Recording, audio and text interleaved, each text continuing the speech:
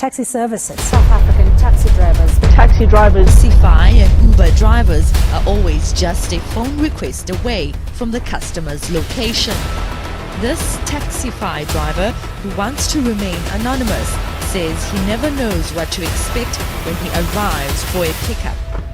And that's because he'd almost lost his life on the job he so desperately needs to provide for his wife and 3 children. Preso arrived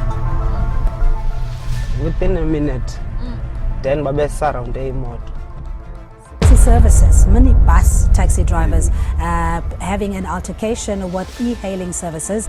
Hundreds of South African taxi drivers blocked the main highway to Africa's busiest airport, OR Tambo International, protesting against ride-hailing company Uber. The protest by drivers with metered curbs caused very serious traffic jams on the 2 highways near the airport.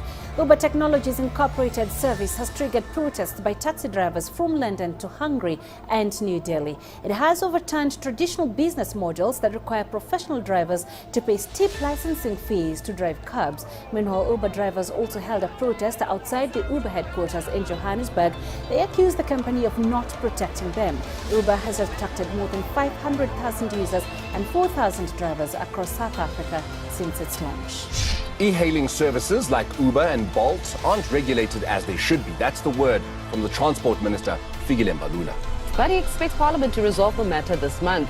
This as tensions between e-hailing and taxi drivers continue to simmer across the country. ENCA's Mpola Kaje has got that story for us. taxi drivers have allegedly attacked and burnt cars belonging to Bolt and Uber drivers outside Maponya Mall in Soweto. 2 cars were set alight last night. The motive for this incident is unknown, but tensions have been running high between the transport operators. Yeah, in video shared on social media overnight, one of them on your screen, gunshots can be heard while some people appear to be assaulted. Newsroom Africa has reached out to police, but we're yet to get a response. In the vibrant streets of South Africa, there's a showdown like no other, a real-life drama that's captured everyone's attention. It's the showdown between the classic taxi drivers and the modern Uber Bolt drivers. Picture this. It's a clash of tradition versus innovation, a symphony of horns and engines, a story that's as dramatic as it is relevant.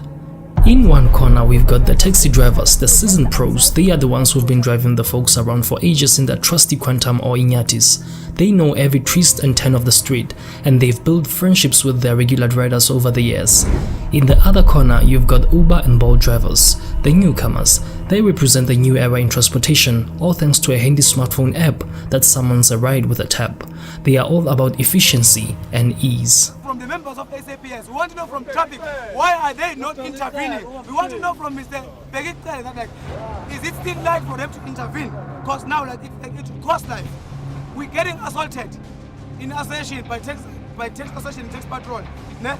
Because like we are a e-hailing company which doesn't have like something to prove, and then like Bolt, when you consult Bolt as our office, they're telling us that they are registered, they need to pay tax.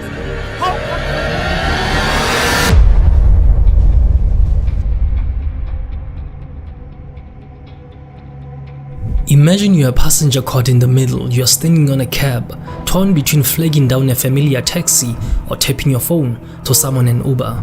The taxi driver smiles and waves over you, offering a personal touch you've come to appreciate. Meanwhile, your smartphone screen shows you exactly where your Uber will arrive, the car details, the driver's name. It's a choice between personal service and digital ease. Now, I am at the mall, I need a ride home. The first thing that comes to my mind is that I should go to the taxi rank and I wait for the taxi to be full. Well, that's time consuming and daunting since the taxis can't just go having 1 or 2 people. It's a norm that you should wait for a taxi to be fully packed. On the other hand, I have a Bolt app. With 1 tap, I can summon a ride. So, I just choose to do so. Request a Bolt ride and within minutes, it's here. And the price is fair. Which one would you go for? Most of us, we would go for a Bolt or Uber drive, right? It's all about efficiency and ease. But why should this battle matter to you? Well, it's not just about getting from point A to point B. It's about bigger struggle between old and new, a theme that hits home for all of us. What has been happening, we have our government which has failed to create a healthy ecosystem within transportation where the different participants can complement each other instead of compete with each other. The conflict between taxi drivers and Uber or Bolt drivers in South Africa has been ongoing for several years. It's a complex issue that has been fueled by a variety of factors, including economic tensions, safety concerns, and regulatory disputes. At the heart of the conflict is a struggle for control over the lucrative transportation market in South Africa. Because of basikhuzile ukuthi singasasebenzeli la. Abobani laba banikhuzile?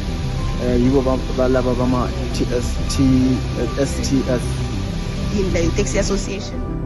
Traditional taxi drivers feel threatened by the rise of ride-hailing services like Uber and Bolt, which they see as a direct threat to their livelihoods.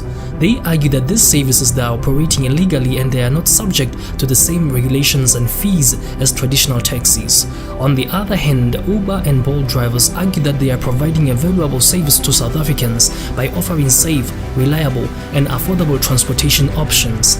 They point out that they are subject to many of the same regulations as traditional taxis and that they are helping to create jobs and stimulate economic growth. How can we rely? We rode our office the meeting before. Here is the evidence. Look what they did.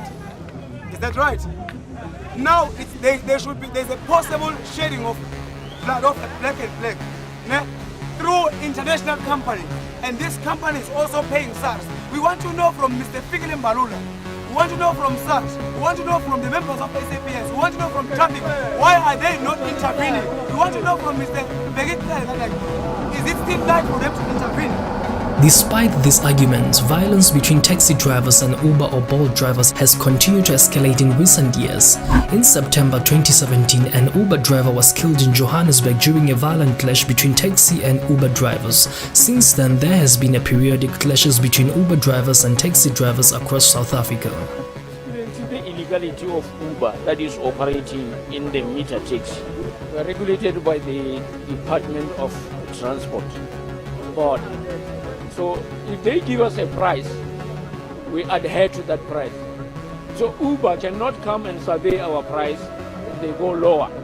So that the customers must go to the lowest price.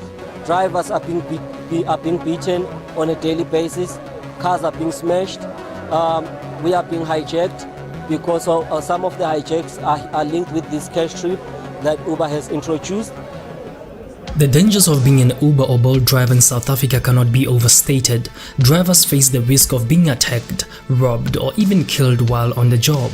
In addition to physical abuse, they also face economic challenges such as low pay and long hours. So la kwenzekeni la laba? La bashe bawaphutha isagila. Isagila? Yeah, isagila lento le basiphatha bashaya ngayo. Bakuthole kuphi? Mina bangithole la. Isagila phuma la. Bophuma. Yeah, bengiphuma. And then ngicela ungikhiphela isigcobo sakho ngifuna ukubona ukuthi bakenzeni. Boyenzani bosebenza mabeza obekwenze njani? No, mina bengingasebenzi. The taxi industry in South Africa is worth billions of dollars. According to a report by PwC, the industry generated approximately 50 billion rands in revenue in 2019. It's a lucrative sector, contributing significantly to driving the country's economy. That's what attracted global tech giants like Uber, Bolt, and Didi to come to South Africa. Their arrival here, however, has left some in the public transport industry extremely unhappy.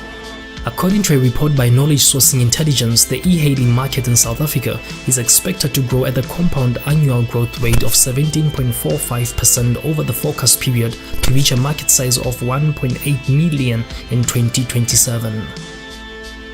The taxi drivers say that they are the backbone of transportations. They are the ones who earn their stripes. They are upset that Uber and Bolt drivers can undercut their prices and bend the rules. They ask, is it fair that they get to ignore the rules we've followed for so long?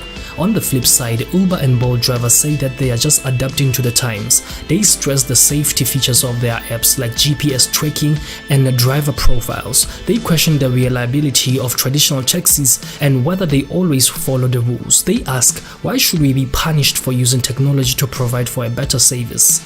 But here's the thing, it doesn't have to be an all-out war. Instead of pitting tradition against innovation, why not find a middle ground? Imagine a world where the experience and the familiarity of traditional taxis are combined with the convenience and the tech of a ride-sharing apps. It's a world where passengers have options and can pick the service that suits them the best.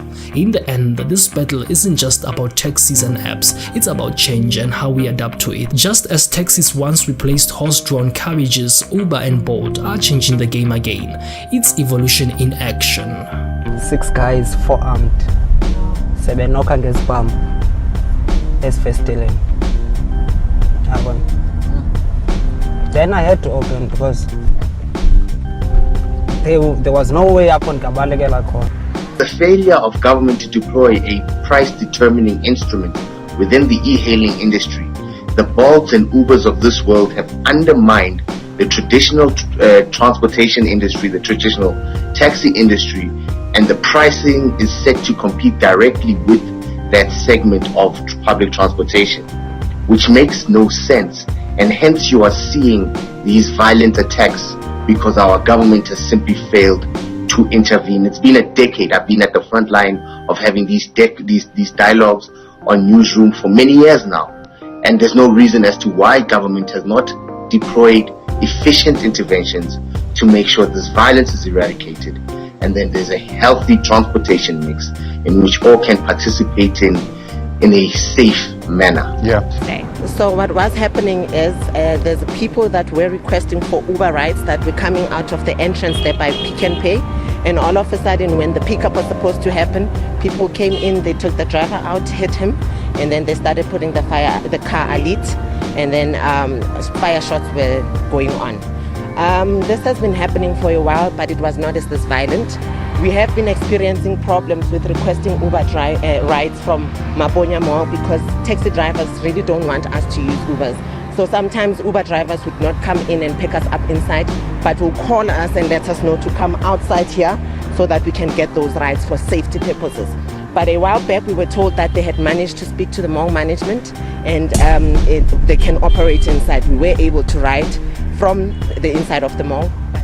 But here's the twist, it's not just about choosing sides, it's about finding a way for both old and new to thrive. After all, isn't progress about embracing change while holding on to what we love? To any e-hailing operator for that matter, that if you're going to operate in South Africa's shores, this is our requirement in relation to taxation, in relation to profits, in relation to fair business practice. In conclusion, the conflict between taxi drivers and Uber or Bolt drivers in South Africa is a complex issue that requires careful consideration from all parties involved.